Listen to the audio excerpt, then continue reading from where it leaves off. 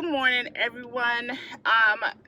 So what I've decided to do, like when I am struggling with editing the other content, I think I'm going to do some of these car chats, commentary kind of situations so that I don't skip a beat because there's potential due to me working. So I decided today that we're gonna start off with our first really like car chat. If you catch a glimpse of my hands, please forgive me. They're under construction and I'm working on it. um but no, so today I really wanted to, well, I'm headed to work if it doesn't look clear to you. I'm headed to work and I really want to talk about the last episode of the Kardashians, the season finale or whatever. I don't know what season it is. I don't know if it's season 16, season, I don't know.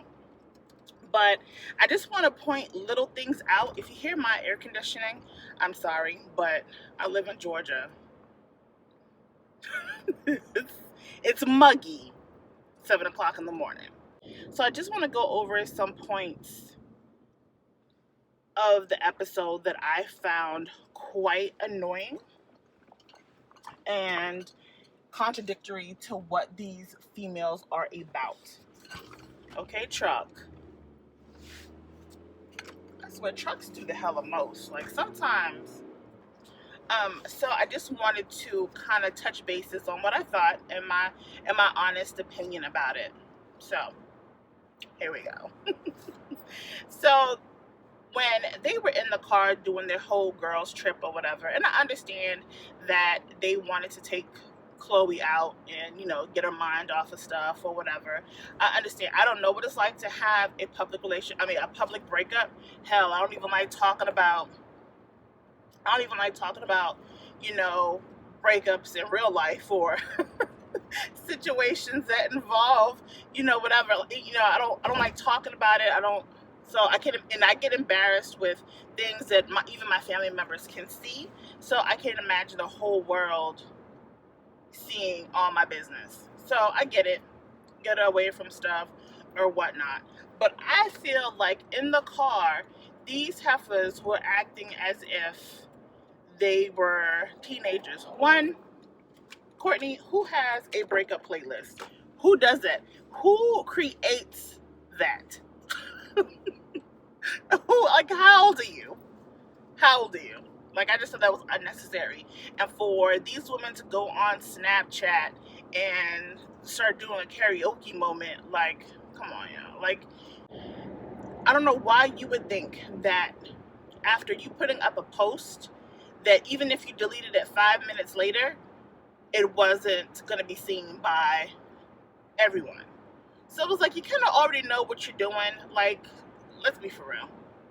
But anyway, so you had a juvenile moment and you went on Snapchat, which, everybody was in an uproar about. I remember when that occurred and I was like, golly, these chicks they just do the most and they're just absolutely ridiculous. So anyway, so that was that. I just thought that whole situation was kind of petty. So then we get to the scene where they're at the dinner table, and I think that in this episode, that whole dinner table situation was cringy to me, period. I just feel like it was, I don't know, like it was staged. It was put together. That's just my personal opinion. Oh, at the dinner table, when I thought it was a cringy moment when Sia was put on the scene, like with her calling, leaving a message and crying, like you're doing more boo-hooing than the actual person that's going through the heartbreak. Like, I thought it was so corny. I'm like, oh my, was it necessary? Or was it because it was Sia that called? You wanted to feel important, like, oh, the whole world is calling me and so worried about me. And also too, Sia, like, she has like hellified sisters. Trust me, she's okay. But I just thought that whole scene was unnecessary. Like, no one cares. Like, she didn't have to put it. So when Kimora decided to come up on the scene and started talking a whole bunch of extra, mind you, let me just put a disclaimer out there. I'm not on really anybody's side. I feel like all parties involved just did too much. Um, but I guess I'll give my opinion on all that towards the end of my chatter. But when Kimora Lee Simmons came on to the scene, I felt like she was given horrible advice. You can't sit here and tell your friends to be rough and tough and all this extra stuff and to protect your home and to do this and to do that. Like, look at your household.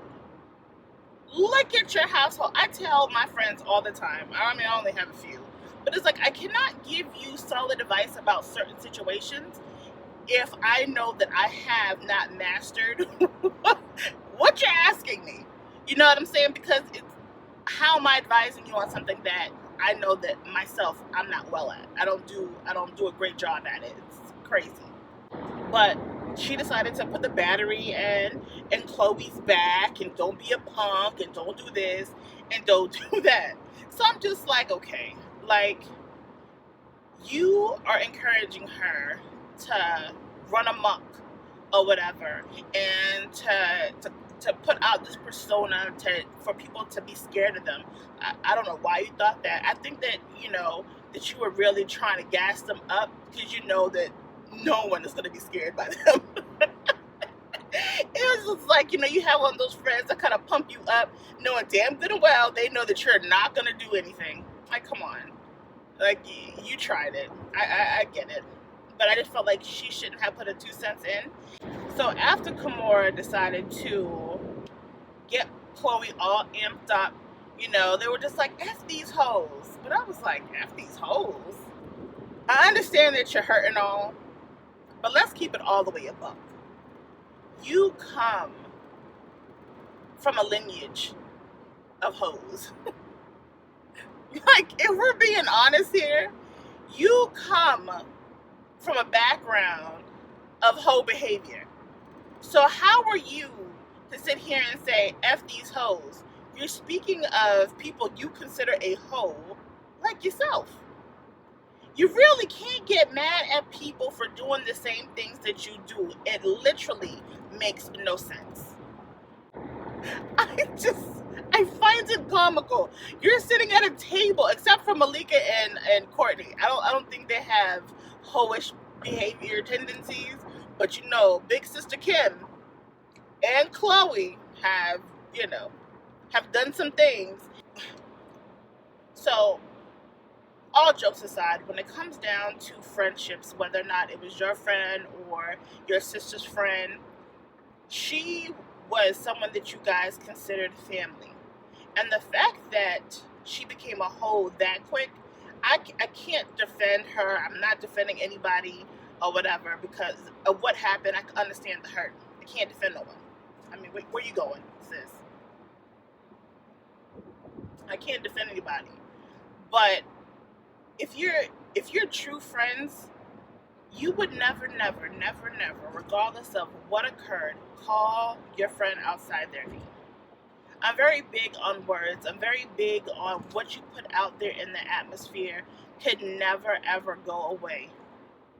You know, your words are very powerful. So then when you sit, like, how do you heal something when you're blatantly disrespectful? You know what I mean? So before you start calling people outside their names or start cursing them out or do whatever, you may want to kind of think before you speak because you can't retract. It's out there. You can apologize all day long, but you can't take it back. You know, Chloe's all pumped up and drunk. She was, I mean, I'm just paraphrasing, I'm not quoting this chick, but she's like, you know, y'all was stopping me from being Khlo-money or whatever, and y'all want me to bring Khlo-money back, and so Courtney proceeds to, yes,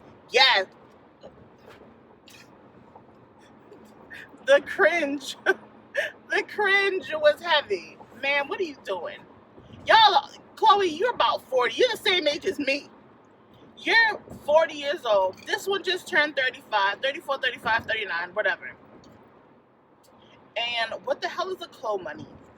And why do you feel like people are going to be afraid of this person that you speak of?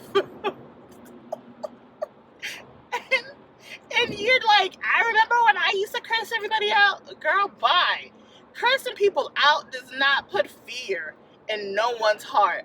I promise you that. Oh, Lord, I hope that cane is not underneath my car, Jesus.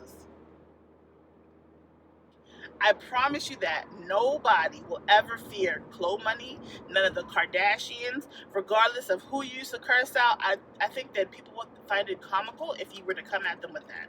The only power that you have is money, that most of us do not have. And no one, like, come on. Like, seriously. But I'm going to get back to Khlo-money later on, too, because that Khlo-money business was shut down quickly. Khlo-money. I thought that was the funniest thing I've ever heard. Because I'm just like, who the hell is Khlo-money? Like, girl, sit down, Chloe. Please, Khlo-money. Sit down. What is the mother's name? Chris.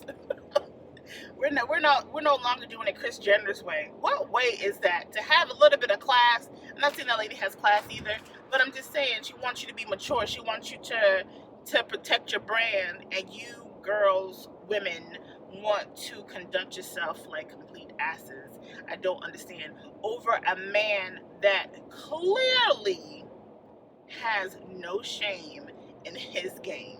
Because when people are really regretful of the mistakes that they make, right? They are not going to put themselves in a situation to where they will make that mistake again. They just would not. I don't care about anything anybody can say. If you do not want to be a repeat offender of whatever it is that you were accused before, you will not do it again. You will not put yourself in the position to be in a place where you could possibly offend. So, this dude, I understand he's a basketball player, but I feel like this. Regardless of your job title, if you are happy at home, you are content with life, you will not put yourself in the position to be somewhere you should not be. Or if you don't want to be there, you wouldn't be there. No one's making you do that unless you got paid to be at a certain event. It was All-Star Weekend. Are you paid to be at after parties? I don't think so. You have a woman and a baby at home. Why didn't you carry your ass home? Homegirl over there cleaning and doing the most. Why didn't you go home? Okay, I'm running off in a tangent, but I'm just saying, like, whatever. But nonetheless, so, you know, Chloe's all mad because she feels like these women, whoever these women are, she must be talking about multiple heifers that have been coming for her man. But then on the flip side of that, Chloe, like, be honest with yourself. Like, dude, clearly, like, you weren't it for him. You weren't it for him. Sad, but true, because he wouldn't put himself in the position to do what he did to you. And then it's easy for dudes, even women sometimes. Well, no, women can be a little harsh. We're a different breed. But men are gonna say what they need to say to keep you on board or whatever. So it's like, you know, be mad with him and not with the women. Even though in this scenario, Jordan was a family friend, and she shouldn't have put herself in a position to where people would question, you know, who she is as a person. So then Kim says that she's going to call, I feel so discombobulated. She's going to call Kanye. And so Chloe jumps up like, yeah, call him. He's the only person I can relate to right now. What does that mean? Why do you relate to Kanye? So I don't want to think to the left, but I don't, like, Kanye has this sarcasm about him, yes. But I don't know what she means. Like, I don't ever recall him being this rough and tough individual that got himself into some crap or whatever. So I don't know what she meant by that I can relate to him. Or he's the only person I can relate to right now. Kanye appeared to be uninterested in whatever it is they were talking about. He was like, just go on to Twitter and tweet 200 tweets. Like, I know he knows that all of this was BS. Did I call him Christian? Okay, but anyway, so Tristan, whoever was with Tristan or at his house or whatever, calls Chloe, and then she goes into this drunken scream, and it was so, like, I don't know. Like, I've been drunk. I've never been, like, you know, stupering over. Well, maybe. maybe twice in my life. Twice in my life. I never drank before 21. And when I did get drunk, what I consider drunk is when you're keeling over and you're throwing up. I did that twice and I was like 28, and that was it. And I was like, yo, this is not my life. This is not what I like to do, and therefore I'm not doing it. Like, drinking is not that deep for me. But anywho, so she's all there hollering and carrying on, and I'm just like, why are we doing this? Why are you hollering? But this is how I feel about people who do the most when it comes down to their emotions. Okay, so again, another little personal rant. I'm that person who likes to shut up. Like, if I'm pissed off, let me be. I'm not really trying to talk to you or anybody else, and I don't feel like it's necessary to publicize my feelings. So, and I feel like, I understand who they are. I get that, they have a reality show. This is their business. This is how they build their empire. But I feel like, why not have a moment to be like, yo, we're not filming this because it's that deep for me? Why capitalize off of your pain? So this is where I feel like stuff is, isn't real to me. Because I'd be like, I wish you would sit here and record my heartbreak. Like, is the money that deep? You have enough. You have enough money that you don't need to film this. Again, I'm going off on a tangent. Malika, I have no words for her. She's just a strange individual. This thing is not. She had moments while they were filming that she even looked like, these bitches are crazy. She even looked like, I can't believe she just said that. Because even like when Courtney was just like, yes, bring daggone Khlo-money. She was looking like, when they were talking about like Jordan was given everything, that's how I feel about Malika. I feel like Malika's career is being right at Chloe's hip. What does she do for a living? And I promise you that is a serious question. What does she do for a living? What's her job? Is she Chloe's assistant? I know that she's her best friend, but what does she do? And Chloe actually used to be my favorite Kardashian because I felt like she was the realist. She wasn't plasticky. She wasn't into all the extra. She came off real raw, and then she became this Build-A-Bear. So I lost respect. I'm like, oh, Father, I'm gonna have a whole nother conversation about the images of women and how we view ourselves, but because I find it necessary, so I'm not gonna talk about that now. But all of the women there are Build-A-Bears. What was shocking to me was that Kylie, who is 21, is the most mature out of everybody there. She, to me, came off as the most genuine individual because she was literally, it came off, I don't know the woman, but it came off as if she was extremely hurt to the fact that, one, her sister was hurt. Two, she lost her best friend in the mess. And I feel like they're going to rekindle their friendship, personally, because I know she feels that Jordan didn't intentionally do anything to cause harm. What's happening here?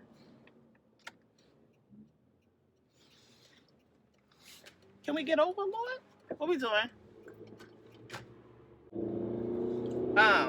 So I felt her pain. Hell, I didn't even feel Chloe's pain, but I definitely felt Kylie's. And so I can appreciate them actually showing that she checked her sisters, like, y'all are up here on Instagram, Snapchat, or whatever, doing the most. Like, no, it's not okay that you're up here. The whole bullying thing, I think that term was kind of heavy. Like, I don't know if they were bullying. I feel like there was taunting, but I don't feel like they were bullying. Bullying is it's one of those terms that I'm just like, whatever. I feel like it took their baby sister to point out to them that they were acting childish and unnecessary, and that she's also hurt on that end. Like, I know that Jordan must have did something, jacked up, but come on, y'all are being extra. So when the red table talk is brought up, everybody is shook if. Why? Because it's Jada Pinkett Smith. So while y'all doing all that tough talking or whatever, you come across a person who is slightly more powerful than you, and so now all that tough shit is out. All that stuff is out the window. It's out the window. Oh, now everybody's trying to troubleshoot. Like, oh my God, why did no one call me? Oh my God, Mom, did you talk to Jada? Oh my God, I know she's your friend, but oh my God, my life is over. Why is she sitting down? Why is Jordan sitting down talking to her? Oh, wait a minute. Jada and Will are her godparents. So why would you think that Jada would not have her goddaughter's back? Like, why would she even give you guys the energy to explain what the hell she was doing? Her loyalty is to Jordan. People it confuse me. But you don't understand. Like, I get where Chloe's coming from, where, okay, well, how is she going to sit down and talk to people and didn't give me the time of day to apologize for X, Y, and Z? I understand that. But when you have Twitter fingers and you want to get on and act all big and bad and start posting or whatever, you have to remember that the other person can be sorry, but if you're being blatantly disrespectful as far as, like, you wouldn't be this, you wouldn't be that if it wasn't for us, you're going to be like, excuse me? Who are you talking to? Oh, okay. So since you want to take it to the left, then so can I. I saw the red table talk. I felt like Jordan came out and she said her piece, so then she could shut it down. The girl has been shining.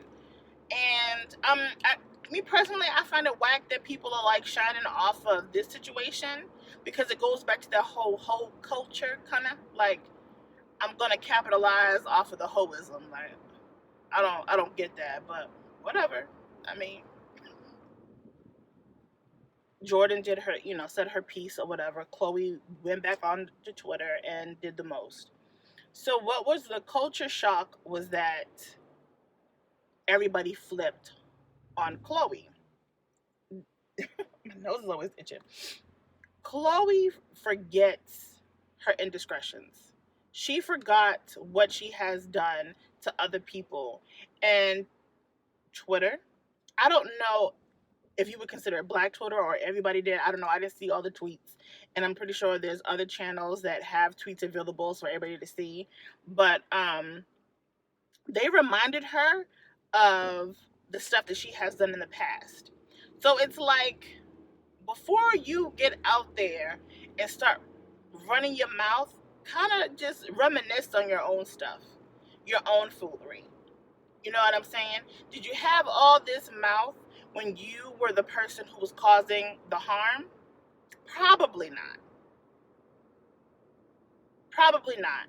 And I don't know, and I've never heard of anyone saying that Chloe went back to her friends to apologize for anything. So is this karma? I think so. I think this is karma. Now, is it a sad situation? I mean, I guess. It's not like you're not going to be able to bounce back and move forward and do what you have to do and find a new man or whatever. But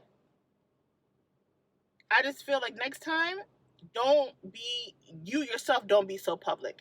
If you sit here and say, oh, I'm just not an episode, then don't treat your life like an episode. Focus on what you need to focus on.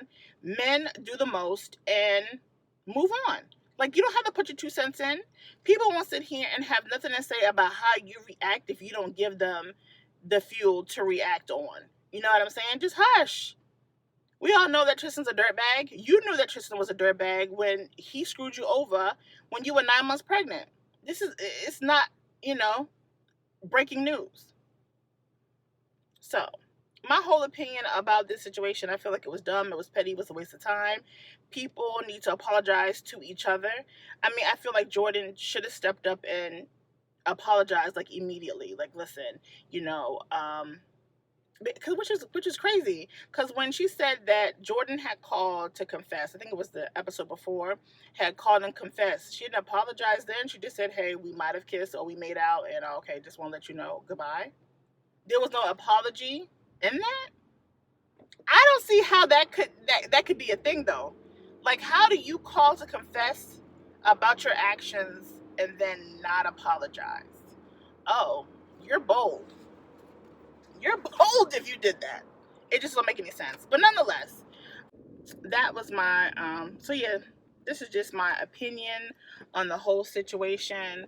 I hope for the sakes of the kids that they get it together, because that's who I really feel bad for. Like, when these kids grow up and they see everything that these Kardashians have done, honey, oh my God, y'all are embarrassing these children. Embarrassing these children. But anyway, I have arrived at my place of business. I will catch you all tomorrow. Bye. Llegó la mami que todo desespera, te deja boca abierta cuando